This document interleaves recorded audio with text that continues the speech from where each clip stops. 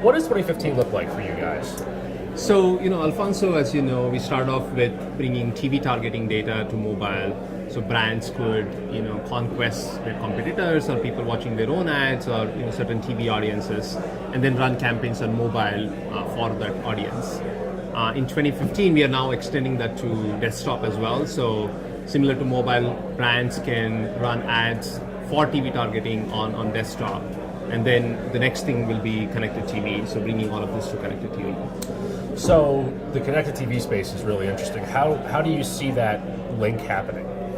So, essentially with connected TV, you have a lot more data that's becoming available, but still, who is watching what and sort of what other ways you can target, that's still a space that is evolving. And, companies like us who understand really what, people are watching at a household level, at a, user to level, one-on-one level, we can add that layer and make it a lot more, targeted. So you mentioned one-to-one, which is kind of the favorite thing to hear if you're an advertiser, right? How do you guys measure success? So, first of all, everything we do is related to TV, which means all the measurements that we do are very similar to how brand measurement happens on TV.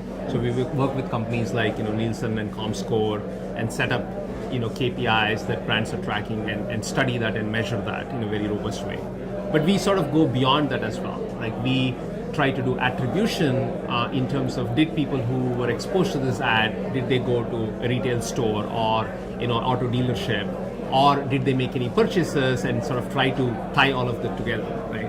And the vision really is to get to sort of the closed loop of all of this and excel at providing that. So when you talk about the closed loop, I mean, what's holding back the closed loop from being a real thing today? Is it freedom of the data? Is it just the smart TV manufacturers or the set-top boxes not being able to do real time? I mean, what's the next thing? If you look at who has done closed loop really well, one company comes to mind, that's Facebook, right? They have all the data about the users. They know where the ads are being served.